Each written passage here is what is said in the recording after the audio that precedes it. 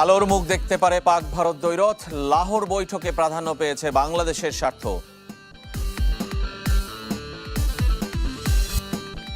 কিছু বিশ্বকাপের দ্বিতীয় দিন স্কটল্যান্ড জিম্বাবুয়ের জয়, বাংলাদেশ না থাকায় দর্শক খরা কলকাতায়।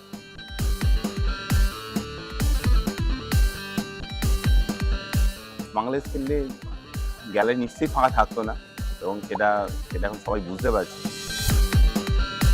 এশিয়ান কাপের চূড়ান্ত দলে প্রবাসী আনিকা, সুযোগ মিলেছে আলপিরও, দেরিতে হলেও নারী লীগের ট্রফি উন্মোচন। ঝটিকা লাহোর সফর শেষে দেশে ফিরেছেন বিসিবি সভাপতি আমিনুল ইসলাম। সভার ফল জানা না গেলেও বাংলাদেশের জন্য আইসিসির কাছ থেকে সুসংবাদ আসতে পারে, আর শর্ত পূরণ হলে পাকিস্তান খেলতে পারে বিশ্বকাপে ভারতের বিপক্ষে ম্যাচ। যে শর্তের মধ্যে আছে বিশ্বকাপের পার্টিসিপেশন মানি, বার্ষিক বরাদ্দ বহাল রাখা আর আইসিসির বৈশ্বিক আসরের শর্ত, সবই বাংলাদেশের জন্য। এমনকি ভারত পাকিস্তানকে নিয়ে ত্রিদেশীয় সিরিজের আলোচনায়ও বাংলাদেশ। ১৯ বছরের নিষেধাজ্ঞা কাটিয়ে পাকিস্তানে ফিরেছে বসন্ত উৎসব। কাকতালীয়ভাবে সে সময়টায় লাহোরে উপস্থিত আমিনুল ইসলাম। বিসিবি সভাপতি ফিরে গেলেন ছোটবেলার দিনগুলোতে, দুহাতে ওড়ালেন ঘুড়ি। ক্রিকেটে পাক ভারত ম্যাচের বসন্ত ফেরাতে মধ্যস্থতায় অংশ হয়েছেন বিসিবি বস। লাহোরের গাদ্দাফি স্টেডিয়ামে 5 ঘন্টার ম্যারাথন মিটিংয়ে আলোচনা হয়েছে নানা সম্ভাবনা ঘিরে। পাকিস্তানের সঙ্গে বাংলাদেশের স্বার্থ পেয়েছে অগ্রাধিকার।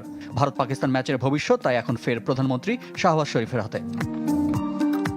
আনুষ্ঠানিকভাবে বৈঠকের সিদ্ধান্ত কোনো পক্ষ না জানালেও ভারত ও পাকিস্তানি গণমাধ্যমের খবর, বাংলাদেশের জন্য 3 শর্তে আলোচনা হয়েছে: ক্ষতিপূরণ দেয়া, বিশ্বকাপে অংশ না নিয়েও অংশগ্রহণ ফি দেয়া এবং ভবিষ্যতে আইসিসি আসরের আয়োজক করা। এর বাইরে ভারত, পাকিস্তান ও বাংলাদেশ নিয়ে ত্রিদেশীয় টুর্নামেন্ট আয়োজনের দাবি জানিয়েছে পিসিবি। তবে পিসিবি সূত্রের বরাত দিয়ে ডন বলেছে, ক্ষতিপূরণ দেওয়ার দাবি উড়িয়ে দিয়েছে আইসিসি, তবে লভ্যাংশের ভাগ পাবার নিশ্চয়তা দিয়েছে তারা। আর এনডিটিভির খবর, ত্রিদেশীয় সিরিজের দাবি গ্রহণ করেনি আইসিসি। পিসিবিকে আনুষ্ঠানিক ইমেইল দিয়ে ভারতের বিপক্ষে ম্যাচ খেলতে অনুরোধ জানিয়েছে আমিরাত ক্রিকেট বোর্ড। আর পাকিস্তানকে সমস্যার সমাধানে ভিন্ন পথ খুঁজে নিতে বলেছেন আইসিসির ডেপুটি চেয়ারম্যান ইমরান খাজা। বিষয়টি আইসিসির বিরোধ নিষ্পত্তি কমিটির সামনে উত্থাপন করা অথবা বোর্ড মিটিংয়ে আলোচনা করা ভালো সিদ্ধান্ত হবে। ভারত পাকিস্তান ম্যাচ বয়কটের ইস্যুর সমাপ্তি টানতে হবে। এটা ক্রিকেটের জন্য ভালো না। সিদ্ধান্ত না আসলেও বিশ্ব ক্রিকেটের জন্য দারুণ নাটকীয় ছিল আমিনুল ইসলামের কয়েক ঘন্টার পাকিস্তান সফর। হাসি মুখে দেশে ফিরেছেন বিসিবি সভাপতি, গত কমাসে যিনি বৈশ্বিক ক্রিকেট রাজনীতির সবচেয়ে বড় সাক্ষী। রিফাত হোসেন, চ্যানেল 24। টি-20 বিশ্বকাপের খবর জানাবো এই মুহূর্তে। কানাডার বিপক্ষে উড়ন্ত শুরু দক্ষিণ আফ্রিকার। প্রোটিয়াদের সবশেষ সংগ্রহ 1 উইকেটে 70 রান। আহমেদাবাদের নরেন্দ্র মোদী স্টেডিয়ামে টস জিতে ফিল্ডিংয়ের সিদ্ধান্ত নেয় কানাডা। ব্যাট করতে নেমে শুরু থেকেই মারমুখী দক্ষিণ আফ্রিকার ওপেনাররা। 4 ওভার 3 বলে তোলে 50 রান। পাওয়ার প্লে শেষে যা দাঁড়ায় 66 রানে। 25 করে ফিরে গেছেন কুইন্টন ডি কক। কানাডার 5 বোলারই ওভার প্রতি খরচ করেছেন 11 রানের বেশি।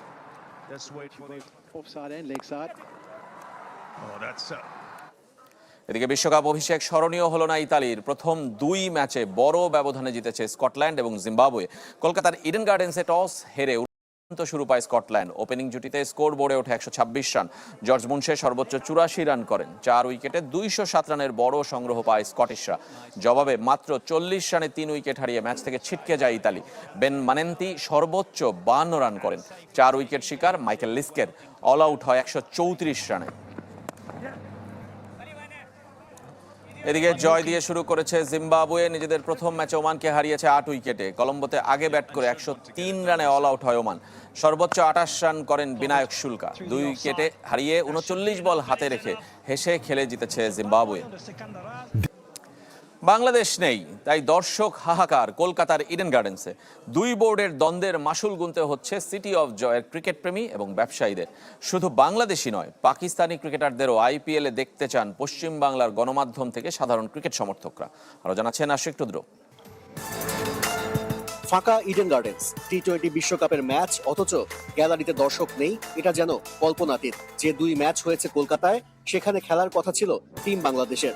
টাইগার সমর্থকদের পাগলামি কি স্কটিশদের দিয়ে হয়?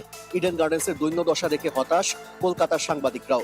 বাংলাদেশ এই টি-20 ওয়ার্ল্ড কাপটা না খেলা, এটা বাঙালি ক্রীড়া প্রেমীদের জন্য একটা দুর্ভাগ্যজনক ব্যাপার। কলকাতায় বাংলাদেশ টিম খেলা মানে বাংলাদেশের অনেক সমর্থক দর্শক থাকতো, মাঠ ভর্তি থাকতো।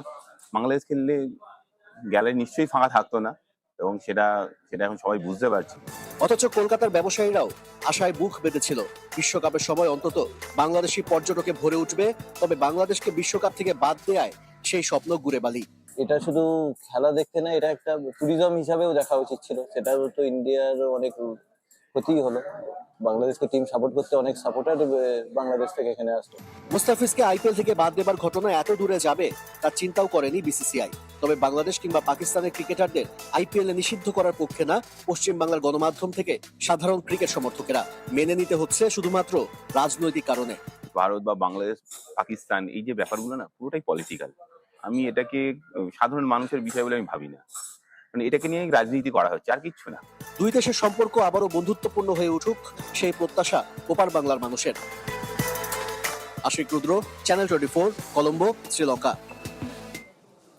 এদিকে কালো বিশ্বকাপে যথারীতি 3 ম্যাচ। প্রথম ম্যাচে এ গ্রুপে অপেক্ষাকৃত দুর্বল দুই দলের লড়াই। মুখোমুখি হবে নামিবিয়া, নেদারল্যান্ডস। দিল্লির অরুণ জেটলি, চেন্নাইয়ের চিদাম্বরম স্টেডিয়ামে ম্যাচ শুরু বিকাল 3:30টায়।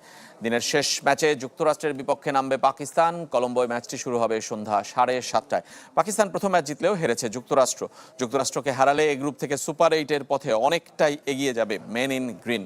ডাচদের বিপক্ষে বাবর আজমের পারফরমেন্স ভাবিয়ে তুলেছে টিম ম্যানেজমেন্টকে, তাই পরিবর্তন আসতে পারে একাদশে। সিংহলিজ স্পোর্টস ক্লাব মাঠে আগের 8 ম্যাচের 6টিতেই জিতেছে পাকিস্তান, আর এক দেখায় সুপার ওভারে জিতেছিল যুক্তরাষ্ট্র।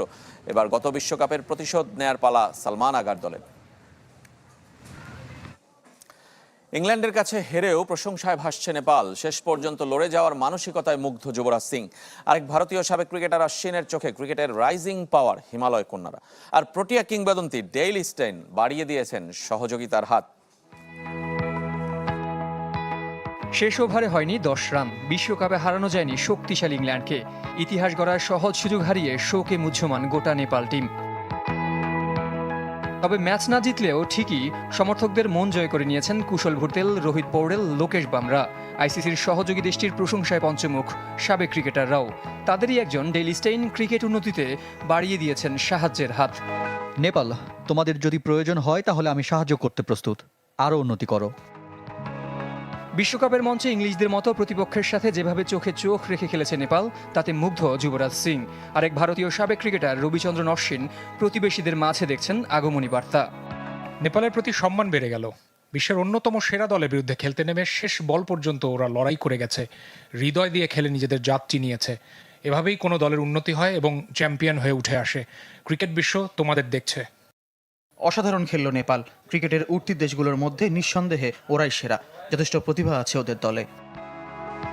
12 ফেব্রুয়ারি ঘুচতে পারে বিশ্বকাপে নেপালের প্রথম জয়ের আক্ষেপ। নিজেদের দ্বিতীয় ম্যাচে তাদের প্রতিপক্ষ আইসিসির আরেক সহযোগী ইতালি।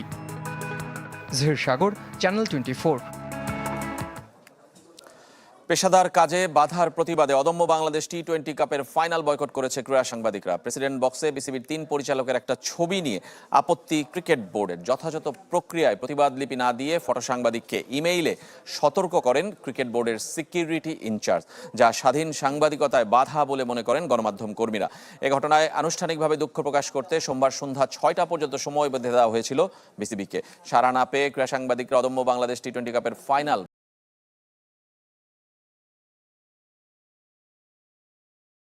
বয়কট করেছেন।